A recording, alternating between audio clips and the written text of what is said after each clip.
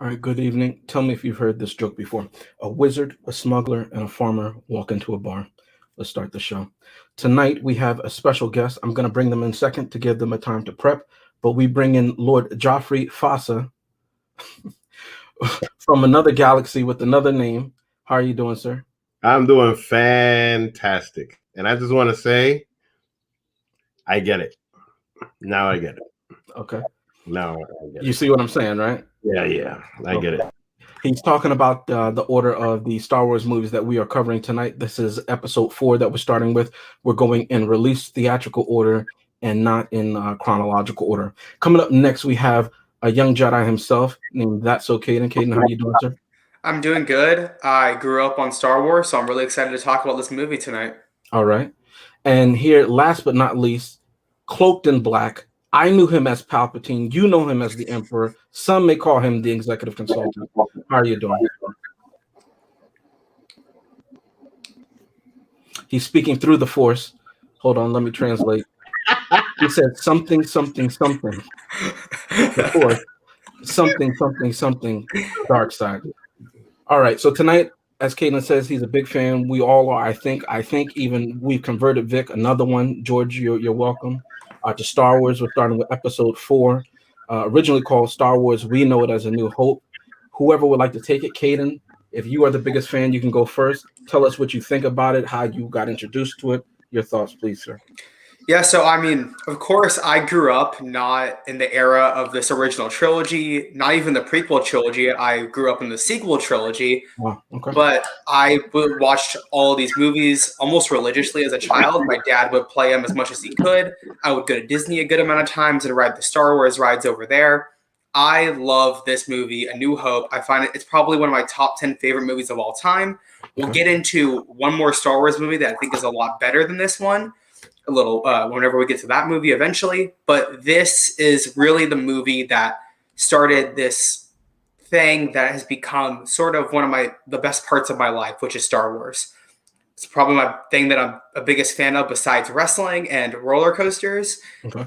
And I mean, this movie is just fantastic. Of course, there's some good 1970 cheesiness in it that would probably not be in a movie made today.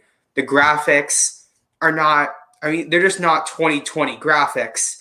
But when you talk about the era, when you talk about if it really holds up with the time, it 100% does. And you can't say the same about a lot of those movies from the late 1970s. Okay.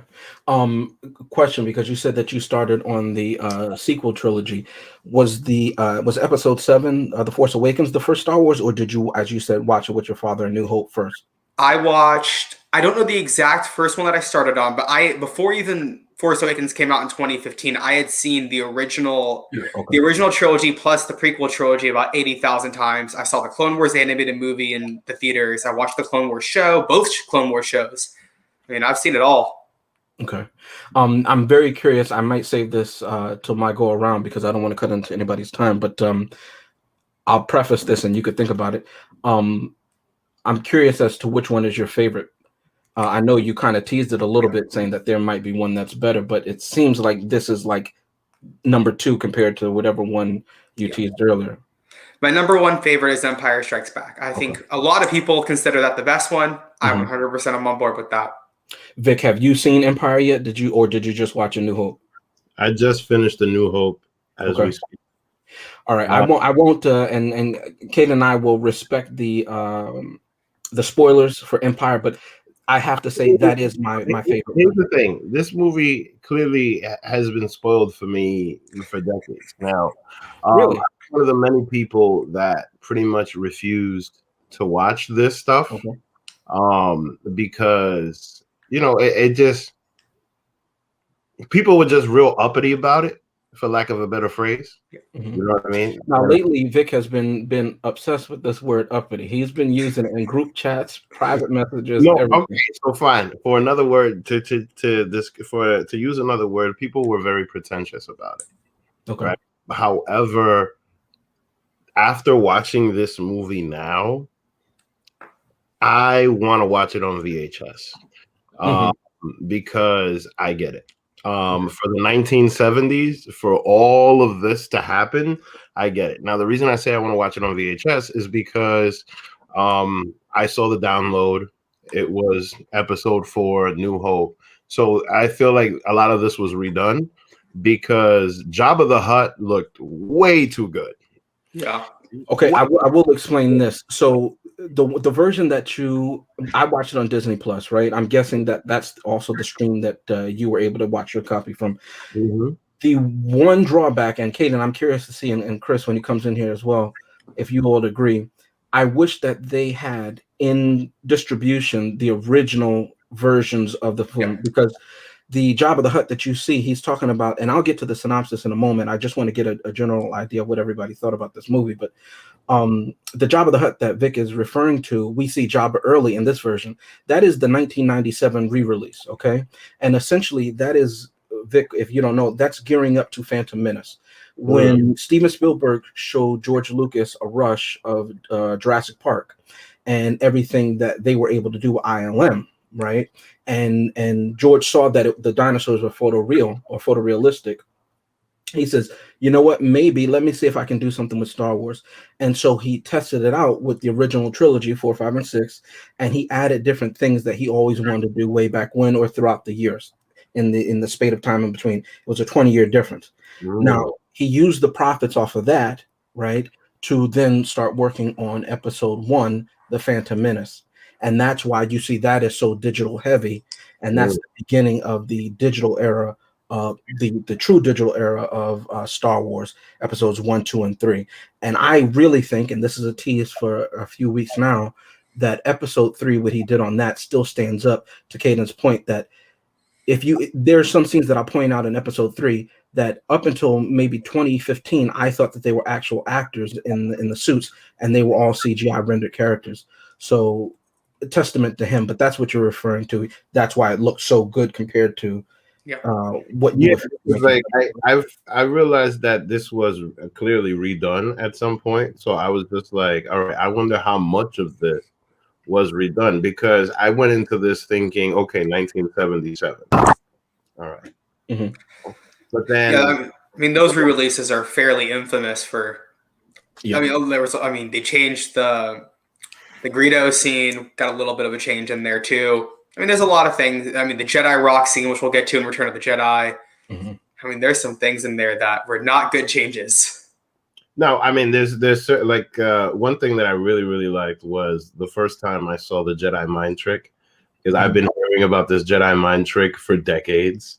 And the first time that I saw Obi-Wan do the Jedi mind trick, it made me smile, because I just think about, like, for how many years people were playing around with that, and you know how much fun people had with that, with the whole Jedi mind trick, and that whole thing just made me smile. But you know, above all else, like, I get it now. I understand the fanfare. I understand all the craziness that came after this, because for the time, this is like Endgame. This is like, and mind you, I don't think that they realized what they had in their hands at the time until people went to see it. So I totally get it, because if this was 1977, yeah, I totally understand why these movies are so popular, and now I'm actually interested in seeing the next one, because like I said before, like, everybody was I just felt like people were overly pretentious about it. Especially like the people that know how to speak Klingon and all of that other stuff. Like you know, like I don't know the differences. There's a lot of information to take in. There was a snootiness to the club. Yes, thank you. I agree. But at the same time, just like Game of Thrones, like I'm happy that I'm getting into it, but at the same time, I regret not doing this 20. Yeah. Chris, I don't know if you want to go next or if you want me to jump in here. Oh, I have no problem going. I mean, here's what I heard, because I was in the background, I was fixing up a few things. We got stuff going on. You know, in case you haven't heard, and of course, if you're watching YouTube, you probably have not heard, but we are now separated as far as the entertainment piece is concerned on YouTube. We have our own YouTube channel. So hopefully if you're not watching this on that YouTube, which I can see, we're probably missing a few YouTube people now because they haven't made that transition. But if you have made that transition, welcome. If you're watching on Facebook, you prefer to watch on YouTube, just go to our page and you'll get the page for our YouTube. It's the new UPRE YouTube. So I just wanted to bring that out. But let's talk about it. This movie came out in the 70s. I agree with Kaden. I saw a lot of 1970s cheesiness with it. However, there's one thing I'll always say about Star Wars. Now, spoiler alert, because we're doing this franchise. It's 11 movies, right? This is movie number 1. Mm-hmm. I'm sick of this franchise. I'm just putting it out there, right? I think it's been overdone. It was a treasure gem growing up when there was only 3 of them. They came out the prequels. I'm like, okay, they weren't as good, but I respected what they were trying to do. And then Disney got a hold of it, and money, and it just got completely crazy. But growing up, this was a treasure gem. Now, there's a little mock war going around between Star Wars and Star Trek. Personally, I'm a Trekkie. I prefer Trekkie. But that just takes nothing away from Star Wars and what's accomplished and how good it is. This movie is ahead of its time. By far, is ahead of its time. So I understand what Kate is saying when he says the 70s cheesiness. I saw it. However, fixing up a few things, you can release this movie 10 years ago and it will stand the test of time. It was that good, ahead of its time. Some things I liked about the movie was the fact it was ahead of its time. So I respect the special effects for that time period. It was very well done. I respect the fact that they casted the movie very, very well. Darth Vader is and has been, and we'll see more, even or more so in the next couple movies, one of the greatest villains in movie history, period. Mm-hmm. Period. Until recently, it was no argument about it. Until the Joker came out, Dark Knight, and Thanos came out and stuff like that. There was no argument about it. It was Darth Vader. Chillingly portrayed vocally by James Earl Jones. For the longest time, I was younger, and I didn't even know that he wasn't the head villain because I was too young to really pay attention to it, because he was so captivating in his role that he was the physical villain, but he was not the main villain. He overshadowed him. Facts. He stole the show. One of my favorite scenes, right, that I talk about, I make fun of it, I joke about it so much. Darth Vader was talking to all the little minions, right? And he goes, well, when they got on the ship, Obi-Wan, the rest of them, he goes, I detect a presence I haven't sensed in, and he just shuts up, stops talking, turns around, and starts walking. Like, oh, okay, I know what this is. It's on. I have nothing to say to you little minions anymore. And I call them minions because the Stormtroopers, if you see the jokes about it, I want to see a war between the Stormtroopers and the Star Trek red shirts, because these people cannot aim, just go and die. Like, what is the point of them? There were certain scenes that was driving me nuts. They are shooting at 2 people in a wall like this, right? Hardly any space between them. Why can't we shoot them? Why can't we hit them?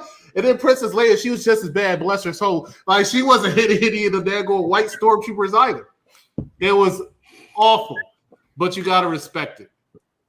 I think the most entertaining character is also the most underrated character outside of Darth Vader, of course, and that's C-3PO. I think he does a very good job of lightening the mood at all times. There was a scene where they were about to get crushed, and he was like, after they saved them, they were like, listen to them dying. It was just a great time there.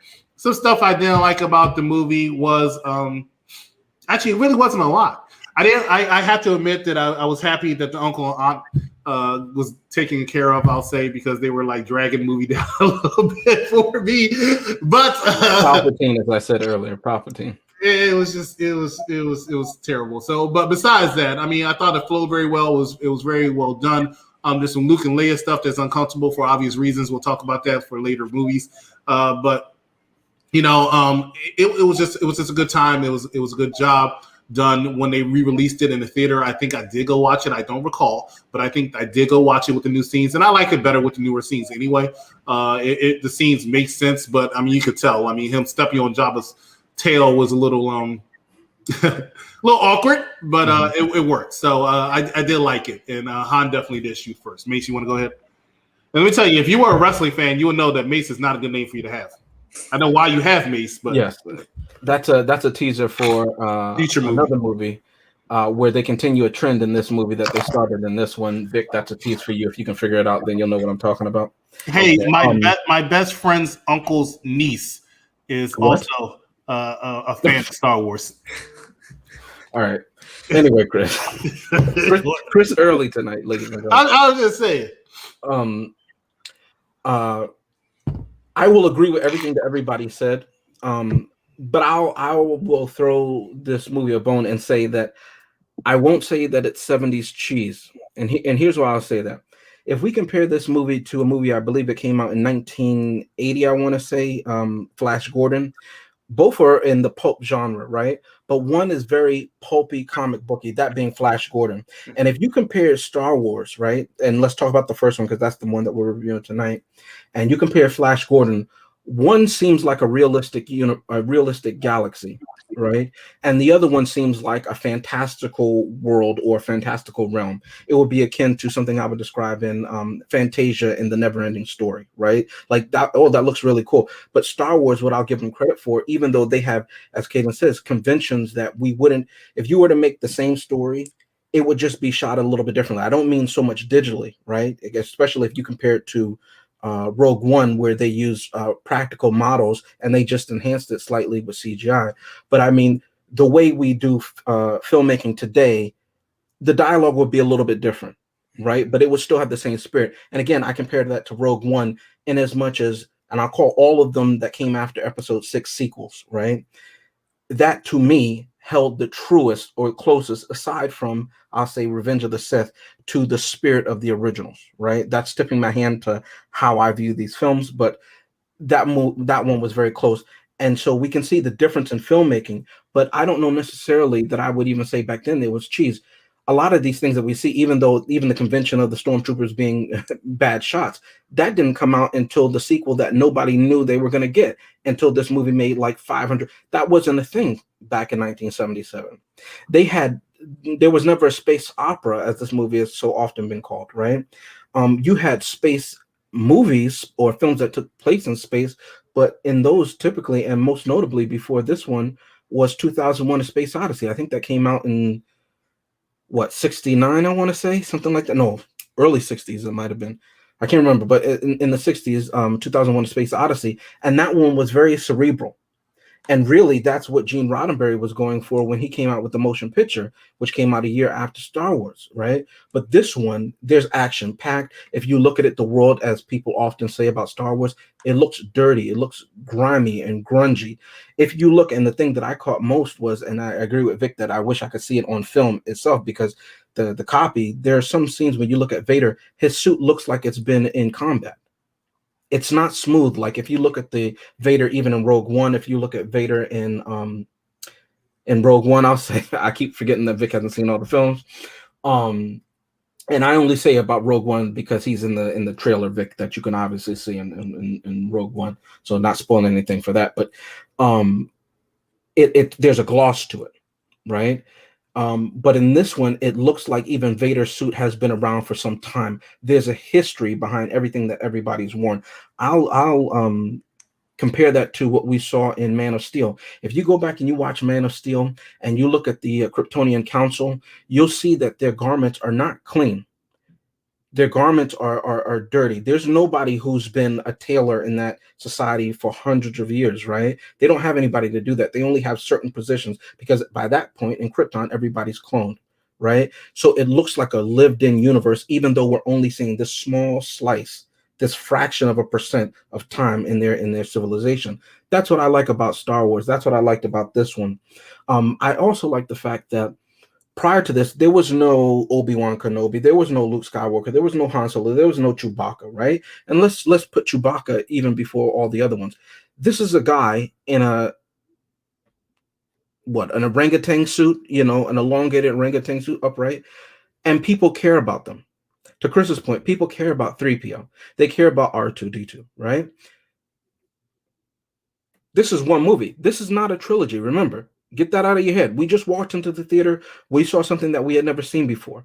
We obviously know that there are no X-Wings in real life in our world, right? And we know that we're not looking at something from in another galaxy. But how did they do that? another thing that I'll get into when we get into Empire Strikes Back, and something that you see in this one, but in Empire, they really make a point, and even special effects experts, they'll say, which is remarkable, when you see them in a white background and you see that the sides, like when they're in the fighters, and you can see the background moving with them, and it's seamless. When they're in the canyon run, I'll call it the canyon run, when they're trying to destroy the Death Star in this movie, you can see it moving. Now, of course, it's a dark background, so there's things easy to hide, but you see the progression, right? Nobody had ever done that in 1977.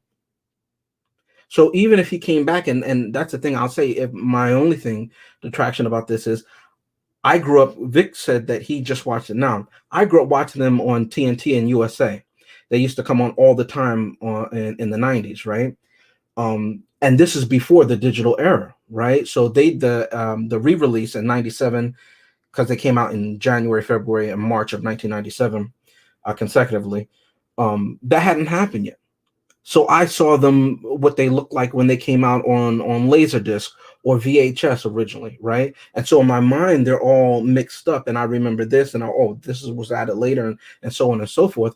But I like the tangibility of this universe, right? I like that it looks old. I don't mind it, because the whole aesthetic of Star Wars to me is a lived-in universe, right? It doesn't look so sanitary, and I really, really do appreciate that. I think that Chris mentioned Han Solo and what they did with him, with Greedo. I like the fact that Han shot first. Everybody says that, it's on all these shirts, right? Because that's who Han Solo was. He would have shot first. And even in this version of the film, I like the fact that he puts his legs up casually on the table to obscure his hand when it goes to unhook his holster. Right? It's a subtle touch, but I always talk about these movies. I like the subtle character details, because he knows that Greedo is probably going to shoot him. He knows that Jabba is going to want to make an example out of him, so he would kill this guy first. He's not going to jeopardize that 17,000 credits or however they're paying him, right? So he puts his leg up to obscure Greedo's view, and then he shoots him first once he gets all the pertinent information that he needs from him. I really, really do like that fact. I like the fact that they set up how Luke was able to shoot into the reactor core, because he had been shooting Wampa rats, I think it's called, right? And he had been doing that all his life. Now, the Force is almost like an ethereal thing. We don't really know what it is, because Luke doesn't know what it is. And if they ended this movie just on A New Hope, right, that would be fine, because they told a complete story. And I think oftentimes nowadays, especially in filmmaking, they want to come in there and get the four of us and sign us to a 4 or 5 picture deal, especially Disney, right? And we're going to put you in this scene, and we're going to put you in that scene, because you have to come back because you're under contract. And this one, nobody knew that it was going to blow up. He just wanted to make an independent film, right? He couldn't get the funding, so he had to go with 20th Century Fox. Made a great deal that he had the merchandising, right? Which is how he became a billionaire and how he funded Empire Strikes Back. I'm talking about George Lucas, right? But nobody knew that they were going to have a blockbuster. There was no such thing as a blockbuster, right? I think Jaws is the only other one around that time. Okay, so they told a complete story, and then he was able to flush some things out to a fuller thing that he might have had a treatment on. To Chris's point, that I don't want to spoil for Vic, concerning some characters, but he didn't know that he was going to be able to make that movie. Hence why certain characters have certain moments that they did in this one that they wouldn't, revealed later, because that would be, as Chris says, awkward. So I want to give credit due, and I understand why everybody's saying cheese, because it's cheese from our 2021 comparative view. But looking at it from the time that it was created, no. The same way I look at a movie if you look at a movie from the 1940s and 50s, the acting style would be comparative to our time, over the top. But for them, that's how people were taught to act. So I understand why they're saying it, and they're absolutely correct. But I just want to put that little provision in there for the sake of the film, because we have to. I think it's important to look at a film through the lens of the audience that it was made for, right? And the conventions of the time.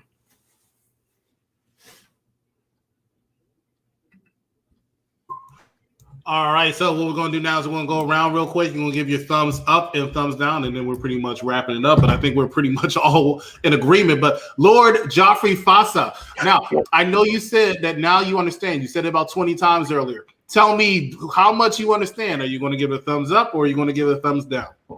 Well, I understand the power of James Earl Jones. No, I really do. I think that James Earl Jones is just incredible. I mean, it's just incredible. Tell me about it. I just hear that name and I shudder. Mufasa. Ooh. Do it again. It didn't play. Oh well. Anyway, it played. It did. It just. I just didn't see it. I was wondering what the Fassa was for, and now I realize because I Yes. saw that clip. Okay. Yes, which is so great because the entire time, every single time that I saw Darth Vader, I just kept thinking about Mufasa. I could not stop thinking about Mufasa. It was just so awesome. This whole thing. Now I understand it better. I wish I would have watched it sooner. Clearly, I'm going to give it a thumbs up because I'm excited to see more. I'm very, very excited to see how badass Mufasa gets. Now, because I've never seen this movie before, I was waiting for the fight between Luke and Darth Vader. Because I thought that happened in this movie, but I guess it happens later. I don't know. You'll have to see. Yeah, that's what I was waiting for. I was waiting for that to happen, but it didn't happen. So I guess it's in the next movie or the later movie or the last movie. I don't know. We'll see. Kaden, you want to jump in here? Yeah, I mean, I'm of course going to give this movie a thumbs up. This is a fantastic start to one of the most iconic movie trilogies of all time. And then just, I can't think of the name of it, but overall, Star Wars is fantastic. And it could not have been as good as it is if this movie did not hit it out of the park in this and hit a home run immediately. So, I mean, they did. This is an awesome movie. Rewatchable. I watched it at least once or twice every single year. Never gets old. And I did a little bit talk about the like what I think is a little bit of cheesiness in it, but I love it. I think if the cheesiness was not in the movie, it would not be as good as it is. Every single thing in this movie I find to be incredible. All right, I'm gonna go in here. I will say this. I will say 5, 3, Rogue One, in that order, right? But this one, obviously, as Kaden said earlier at the start of the show, this one started also credit where it's due, right? Obviously, this movie gets a thumbs up for me. It is not my favorite of the original trilogy. As I said, 5, 3, and Rogue One, and we'll get into that more later. And if you've been watching the show for a long time, you can understand why. And if you've seen already episode 5, 3, and Rogue One, you know why I enjoyed those better than this one. This one is more of an adventure film, right? And if that's your aesthetic, you're going to love this. That's the cheese that Kaden is talking about. He's making it like almost like a serial from the 1930s and 40s that he grew up talking about George Lucas. That's what he based it off of. That's his point of view. Whereas subsequent films which were directed by other directors are more of a character study, I'll say. And again, as I've said, if you've been watching the show for a while, you'll know that I always enjoy a depth of character and understanding motivations, whether I agree or disagree with those motivations or rationales. I always enjoy it, and I love the psychology behind these characters. But again, this one started it off, and it did what so many films before it hadn't done. Mike said that it set the bar for special effects, and that's so true. Right? It opened people's eyes to what they could do. And the one thing I will say, even though I wish that I could find original copies of these movies as they originally came out, he continued, George, one thing that George did that I'll say in comparison to Disney, he continually set the bar and made it something new. And even if you watch behind the scenes featurettes, he always tells the designers, the special effects team, the animators, I need a world that we haven't seen before. I don't want it to look like a world that you've seen before. It has to be distinct. And that's what the Star Wars universe has. It has distinct worlds, distinct characters, distinct people. And even in The Mandalorian, if you watch the behind the scenes, they talk about that you can look at the silhouettes of the different Star Wars characters and know immediately who they are. And that's what George Lucas did. And he did it on a small budget in a film that nobody thought it was going to do any kind of numbers, even recoup. I think it was like 20 or 50 million that he got from 20th Century Fox. And also salute to him for being able to do the title scroll before the cast and crew. And the Motion Picture Association let him do that. And they had a fit when he tried to do that again with Empire Strikes Back. So credit due, because he did something again that nobody else had done in the history of movies. And he continued even into the prequel trilogy to raise the bar. And I love that, because other filmmakers coming along see that, are inspired, and they want to raise the bar. They want to meet that mark. And I love it.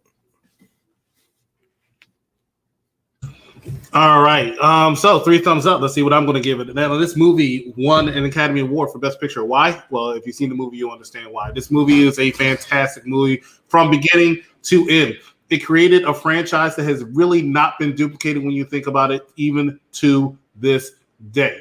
This was a game changer movie that's inspired a lot of different movies, TV shows, and it's created its own universe in itself. This is the one that started. So whether it took a dive down, maintain, or increase, can't take anything away from this movie. I'm going to give it a thumb up. If you give it a thumbs down, that is on you. That is your prerogative. It might not be your cup of tea, but it is most people's cup of tea. Got to give it to Star Wars. Ladies and gentlemen, thank you so much for watching us here at Unpopular Review, Star Wars A New Hope. We hope you enjoy it. Please make sure that if you have not done so already, follow us on our very own entertainment channel on YouTube. There it is right there. If you have Facebook, just click that link, watch it back, and hit that subscribe button. We appreciate it. And please make sure you like, love, and share this everywhere you can. Thanks so much for watching us, ladies and gentlemen. We'll be back to wrap it up in a couple seconds. Find out what we're going to be reviewing on Thursday as well as next week. We're back in 40 seconds. In a world that's powered by violence, on the streets where the violent have power, a new generation carries on an old tradition. Luke Skywalker and Han Solo rescued the princess, destroyed the Death Star, but their story didn't end there.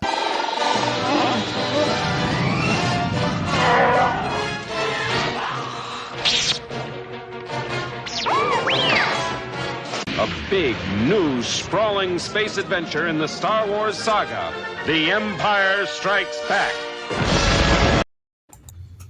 All right, ladies and gentlemen, this Thursday at 9:30 p.m., we're reviewing the Goodfellas movie. Interesting in that. Vic's pick this Thursday coming up. And then, of course, on Tuesday, we're continuing our Star Wars franchise, the second movie that we're going to review. But depending on how you want to say it, the second movie or the fifth movie, Star Wars, The Empire Strikes Back, a lot of people's favorite.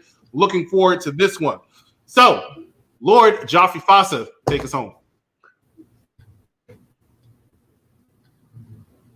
Without the mute button on, that would be nice.